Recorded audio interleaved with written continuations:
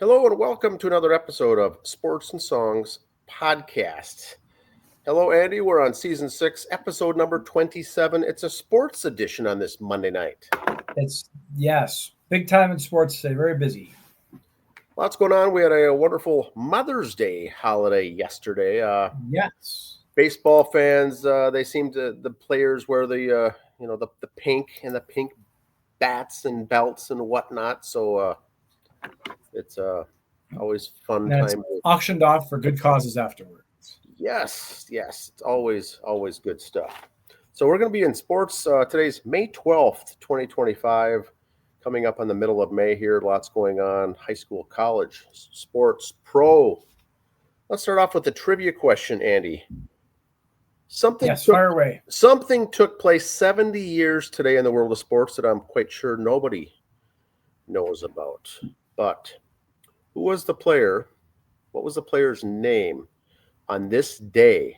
Who was the first African-American pitcher in Major League Baseball to pitch a no-hitter? A 4-0 win over the Pittsburgh Pirates at Wrigley Field in Chicago on this day in 1955. So the pitcher is from the Chicago Cubs. We'll get to the answer at the end of this. First no-hitter thrown by an African-American on this day, 1955. Who dat? All right, here we go. First of all, as we usually do when we can here, we start with a shameless plug. Yes. There it is. Nice. We officially have adopted a highway that is not a Photoshop picture. That's a real sign. Out in Mayer off of 30 there. We're proud parents. Yes. We laughed, we cried.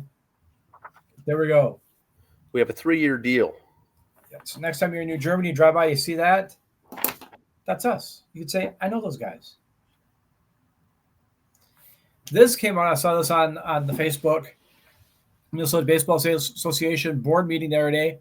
Faribault has been found to have their criteria points move above 35, therefore move them from B to A for 2025. As such, for the playoffs, Faribault will be placed into Section 1 for the year. So more movement. There was movement a couple weeks ago. A lot of teams getting moved around. So just when you think you got it all figured out, they found someone else had to move. So I think we'll kind of have to maybe do a mid-season show just to update everybody as the season gets going, get more into the region or conference plays with who's who and where and why. Yeah, it's a good point. So they had the deadline, and people had to get their rosters in, their criteria, where they went to school, where they played in college, for their points, where they live, are they within the radius, all these things. And a couple of teams either missed the deadline or got something wrong, or there was a calculation wrong, calculation error or something. So I think Owatonna had an issue, Faribault had an issue, and the last one was Buffalo. I think there was 3 that they had questions with. Now, these teams, mind you, their schedules are already done. And here's some others. I found others also. Finding it here. Buffalo got moved to A, Section 5. Faribault and Owatonna will be moved to 1. Alexandria and Sabin will be moved to A also.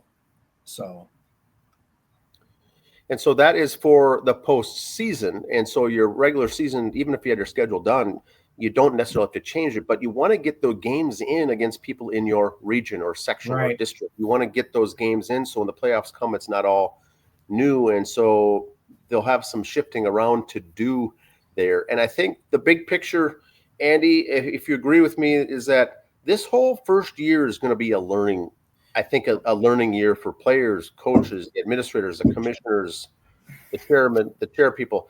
There's a lot of moving parts doing that. This is the largest organization in the nation for town ball baseball, and they're not going to get it right the first try, I don't think. And I'm not picking favorites when I say this about Sabin, but some of these towns where you don't have a lot of other choices around you to play. Now you're moving to a different bracket. I'm not going to get a lot of games of guys in my own class. So some towns are getting moved a little, I don't want to say unfairly. I mean, they are by points, have to move. but you're really making it tough on some of these other towns to really get guys, to get teams and get games in. So, and the overarching reason is to make the state tournament fair or more fairer or more fair. I mean, it's there. People complain that I wasn't an that English major. I don't know how to say that.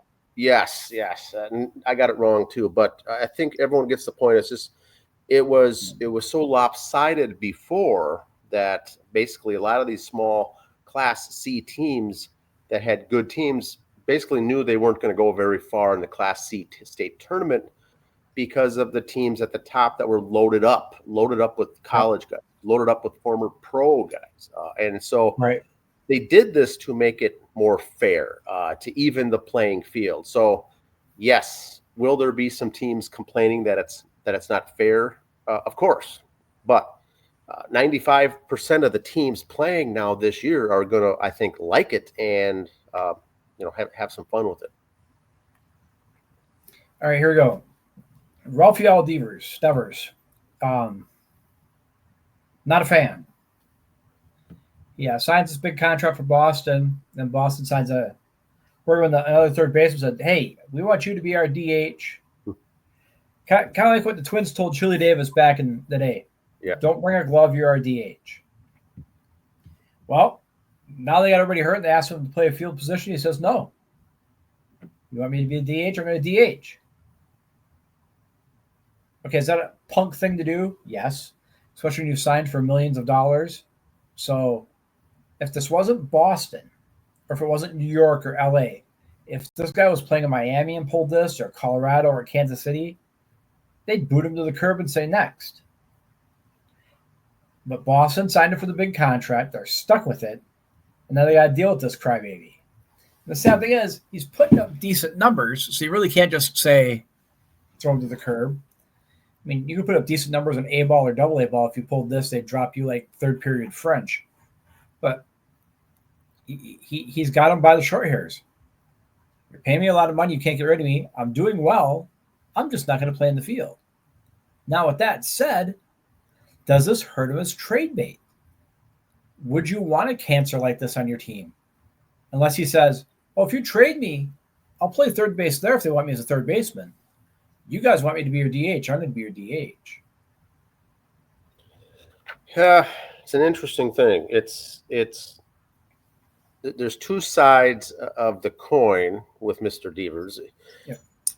He signed for big bucks because he's good or he's worth it or whatever. And so he paved his way to get there. Now he can throw his weight around, so to say. But they did say, it sounds to me on the contract, that don't bring your glove. You will be the DH. You will not be playing a position.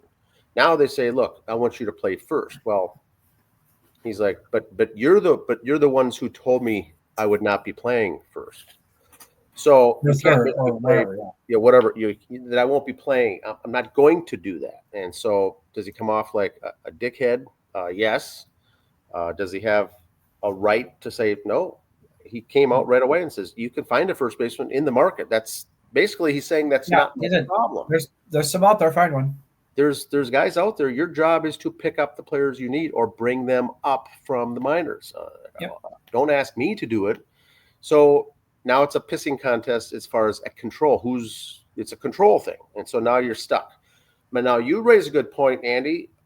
Now down the road, when he goes somewhere else as trade bait, do you want a guy like this? Some may say, look, I certainly want a guy like this. Some say, I'm not going to touch him with a 10-foot pole. So he's made his bed. So it'll either work or it'll backfire or not. But it's a two-sided deal, and it's a tough situation regardless. But boy, I've seen a bunch of memes about this. I mean, if the DH is the spot you need, which is kind of sad, but if you just need that extra bat, then go for it. But and the other part is too, is it'd be different if it was kind of like Ohtani last year or Bryce Harper a few years ago. If he was coming off an elbow surgery or a surgery on his wrist or something, then I could get that. Hey, no, they said not the field this year, just bat. I'll give you that one. But he's not having that. He's healthy. He can play the field. Now, has he ever played first base? I believe so. Yeah. Okay. So I Here's think as a young guy coming up, let's say you're a AAA prospect. yep. The Twins had a couple of them with Deshaun Kiersey Jr., Luke Keyshaw. Your answer for the press is always, "I'll do whatever the team wants me to do. I'm just glad to be here. I'll Yep. do whatever. I'm trying to make ends meet here. I'll do Mhm. whatever." Now you get a veteran saying, "Well, this is my position. I'm not going to play another position. That's not my problem." And so it's reversed. I was not aware that he played first, and I thought, well, that would be fair enough to say that I'm not a first baseman. I think that he came up as a second baseman, I think, right, years ago. And here's the thing: I want to see if down the road, if they're down 13-1 in the ninth inning, is he going to ask to pitch? Because you can have the position players pitch when you're down by 10. So all these things come into play. He could go out there and play and say, "Look, I'm not going to be good at first, but I'll do it." Then the fans won't like that either. Or I'll try my best and do it, but that's something that a rookie says is, "I'll do whatever for the team." He's like, I'm on the multi-year deal, so yeah, I'm getting $300 million. It's a tough deal. It's wow. Speaking of bad deals, here's some other ones. That's a really bad deal there. Bad deal. Rockies fired Bud Black. You can kind of see it coming, but then again, if your team's in total rebuild mode, you should get your new coach at the beginning of the year and let him work with those guys all year. I think it's kind of they should just let Bud finish the year out, work with some of the young guys coming up, or beginning of the year, give them a bench coach or a bench manager who's basically going to replace them at the end of the year, and they can work together with these new guys. I think what you're doing here is you're just setting yourself up for failure by doing that. Now, Andy, here's a question unrelated to the coach. This is still a major league ball club team. Yep. These should be the Rockies. I've seen their win-loss record. It's not good, and there's comparisons that they're even worse than last year's record-breaking White Sox. Now, and I haven't been following it. Are they just not playing good? Are they not pitching good? Are they making errors? It's tough in baseball to lose that many games. It's almost by nature – you're bound to win a bunch that you weren't supposed to win. These guys are winning nothing. Well, it's like the Mets years ago with Anthony Young when he lost 21 games. You're still in the majors long enough to lose 21 games. You're doing something right. Yeah, but these guys are major league players. This is a 26-man roster. They can't be that bad. They're still good, and so. Now, I know they're not good enough or not playing well. And like you said, if it's rebuilding, it's rebuilding. But now with the 21-0 loss with the football score, now the general manager or the owners or someone had to come in and say, look, something's got to give. And so here's the low man out. It's the coach. Let's get rid of the coach to at least show we did something. Yeah, they lost that game 21-0, but came back and won the next night. Okay. And so he was the scapegoat. They had to get rid of him. But, boy, he was probably not surprised, but 21-0, I can't believe that even happens. But they're having a rough time. Pirates fired their coach. He's out of a job now. Derek Shatton is done. Pirates are 12-26. Told him to kick rocks. But former Tigers former Colt player Don Kelly is the new Pirates manager. Don Kelly was a journeyman, if you will. Was a fan of Detroit. He's now a head coach. So good luck to young man Don Kelly there. Looks like he's got a test in Spanish tomorrow afternoon. But. Young guy. All right, the NHL on canceling the 2026 All-Star Game in favor of the international event before the Winter Olympics. Commissioner Gary Bettman previously said the league was rethinking the format after the success of the Four Nations playoff they had this year. So instead of their All-Star Game, they did that Four Nations thing, which was really cool. Yes. NHL usually takes off time during the All-Star Game or for the Olympics and considers that their All-Star Game. I really like this. Baseball kind of does it, only instead of All-Star Weekend, they do it preseason when they have the World Baseball Classic. So it's kind of the same thing. Yeah, and like you mentioned this on a previous episode that this was a very popular thing to do, and so this isn't bad news for them to cancel it. this is an okay move. It's actually good. I mean, they had really good success last year. And here is the playoffs as of today, going into tonight. This is Monday night, the 12th. There's games tonight. So if you're listening this Tuesday afternoon, of course these numbers will be wrong. But Monday evening, these were correct. Dallas is ahead of Winnipeg 2-1. Edmonton over the Vegas Golden Knights 2-1 in the West. East, Florida and Toronto are tied at 2. And Carolina and Washington 2-1 Carolina. We cannot have an all-Canadian Final Four. Well, we got pretty good shot. We can have a Canadian team in the Cup. So okay. Now this. Okay, this was almost soapbox material. The jockey that rode the Kentucky Derby winner was fined $62,000 after ruling that he had whipped the horse too many times. He had 2 more strikes than the 6 they were allowed. Okay, that's my question. So you find the jockey. Okay. Why was the horse not disqualified now? If it was NASCAR and they checked the car later on, it had something wrong with the engine, the driver would be fine and they would be stripped of that victory. So why is this horse still credited with victory when he was struck 2 extra times, which that had to have been the difference on why he won? Eye rolling emoji. That's my question, I guess. So here's what you do. Go out there, you beat the horse like it's a rented mule. Oh, oops, here's my $62,000 fine, but I got how many millions for winning the Derby? No problem. So now, was this a precedent thing that it was the first time? You know, I'm going to say yes, because I didn't dig that deep into the story. Let's say that it is. And like I think you answered your own question. The jockeys are going to say, what's it worth to exceed the rules and break the rules? What's the fine going to be versus a chance to win it and become a hero and get millions of dollars? And say, you know what, I'm going to do it. And if they catch me, it'll be worth it. So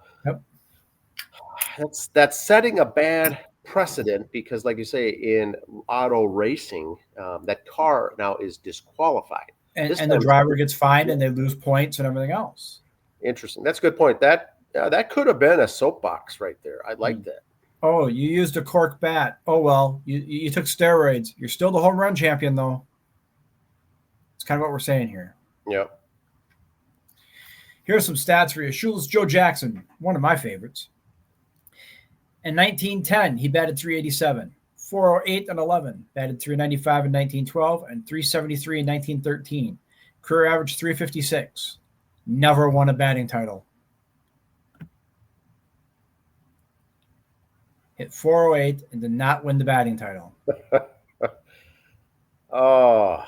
Just bad karma for this dude. The whole Black Sox thing, he gets ringed into that. I mean,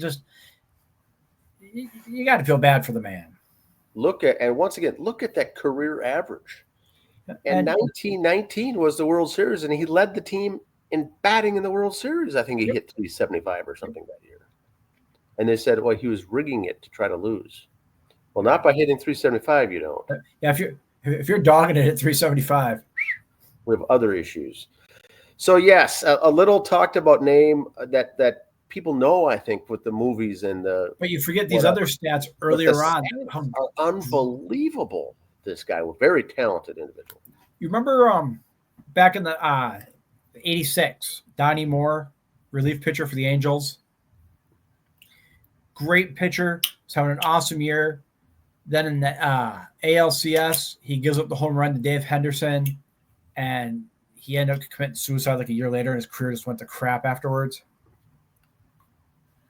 Well, last year, when Pete Alonso hit that home run in Milwaukee to turn it back for the Mets on October 3, that pitcher, Devin Williams, has kind of had the same thing. Now, he's not committed suicide, but just his career's gone to crap. Since then, in his 14 games, he's got a 10 ERA, 13 earned runs, and 11.2 innings pitched.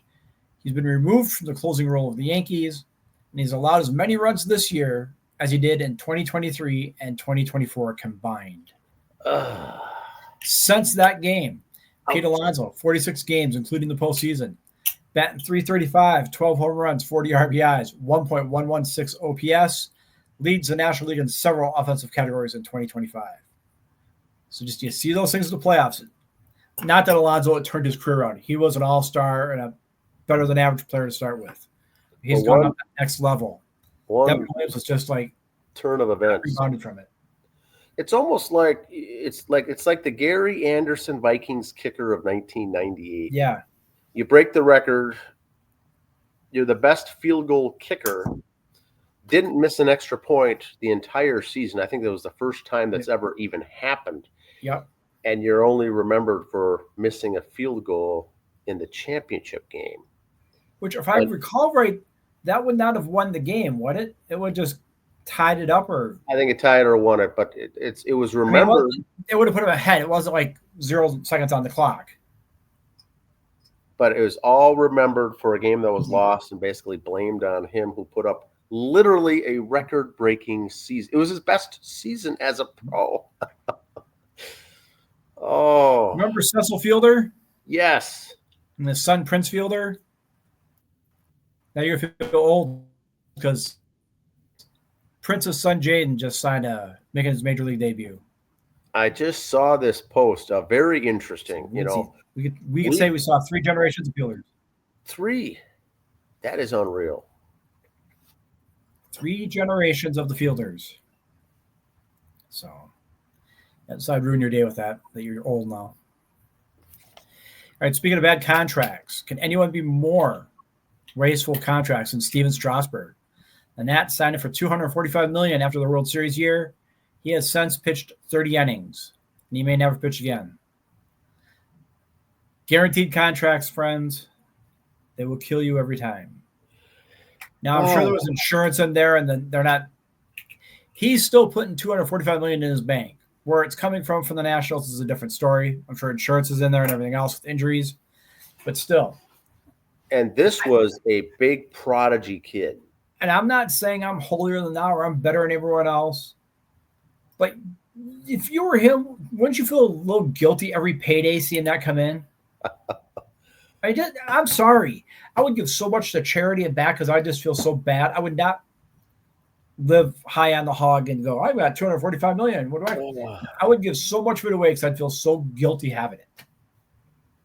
It's a strange story. He was really, really good. And, the team, the front office says, let's go make sure he stays with us and sign the big money because we don't want him on an opposing team beating us in our same division or something. Yep. And now he doesn't play for anybody. And now you're still cutting the checks. It comes down to guaranteed. So that's got to be the problem. I don't know. Okay, we were talking about the Rockies earlier. Here they are. First 40 games compared to the White Sox. Yes, this is it. 7-33 compared. So they're 5 games behind. Okay. And I think it was Baseball History Dork, friend of ours, friend of the program. Yes. I had on there, how many wins do you think the Rockies will get this year? I think I put 38 down.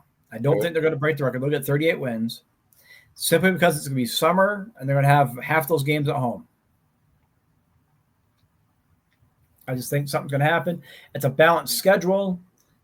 I just don't think they're that bad. Something's going to click. They're going to win 38 games. They're not going to break the record. Hopefully some of these guys have a little more pride than that, but we'll see. What is the if they won one game of each of the series for the rest of the year, what would that even put them at? I'd have no clue right now off the top of my head. And it's like I said earlier, you're bound to win some of those games just by playing the game. But wow, what you got? This is so bad. It is. Let me just see something here real quick. They're not doing well. Whoops. But last year's, the White Sox with the record, it was so horrible that it was in the news quite a bit. And the strange thing is, here we are a year later, Rockies are even worse. Let's say, so figure you play what?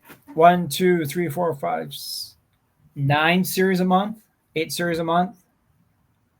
You got May, June. So you got June, July, August, September left. So that's 4 times, what do we say, 8, 36. That's 36 more wins if you win one game of series. Okay. So that's 42 wins. So yeah. Okay. So even if you win, even if your standards are low and you set the bar low to say, look, let's just try. You wouldn't win every 5 games. You're going to still not break the record.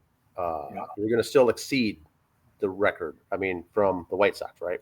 Yeah. I mean, 41 and 121 is the amount of 41 out of 162. That's 1-4. Yeah, interesting. And if you're a fan, those might be games you want to go to, just sit and watch. There may not be many people there. There's no expectations. If you're in the minor league system, it may be a fun season for you because likelihood of getting brought up or called up or something because very interesting.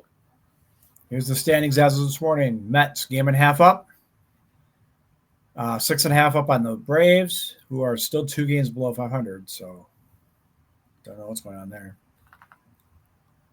And here's the Mets schedule. And I went back a little bit more. If you look at their schedule here, you just got done with some with the Cubs. They're like a 6-game homestand. They got Pittsburgh. And they go to New York, to Boston. Then they're home for the Dodgers, Sox, and Rockies. Hey, Boston's not that far from New York. They're not leaving home for like 3 weeks. The scheduling gods have blessed the Mets. Wow. So take this opportunity, boys, and run, run, run. That is very interesting. The Twins right now, 5 out, a game above 500. 2.5 behind Kansas City and Cleveland, and Detroit's in first. And here's the Twins schedule. They go to Baltimore. Ooh. Baltimore wanting revenge. Then at Milwaukee, and Milwaukee's just one of those teams you never know what you're going to get. Home for 3 against the Cleveland team. Then the Kansas City team. And they go to Tampa. And then to the Seattle M's. So wow, cross-country flight there after Tampa. Yes, yeah, a Wednesday afternoon game and a travel day. So they did right there. So they'll be okay. You're professionals, deal with it. And Tampa Bay had a great promotion the other day because they've always played in the Dome. Now they're playing outdoors this year. They had their first rain out. So they gave away rain ponchos. Yeah, probably was never in the budget inside the stadium there. Gave away rain ponchos. Ivory Kelly Martin, former running back of the Iowa guys. Let it be known he's going to be the new running backs coach at Bemidji State University. Go Beavs. Beavs. All right. Soapbox. I'm a mom that protects my son. Jaden Daniels' mom reacts to backlash after accompanying her son to a Miami nightclub. You know, dude, really? No. A lot of things wrong in this story. So many.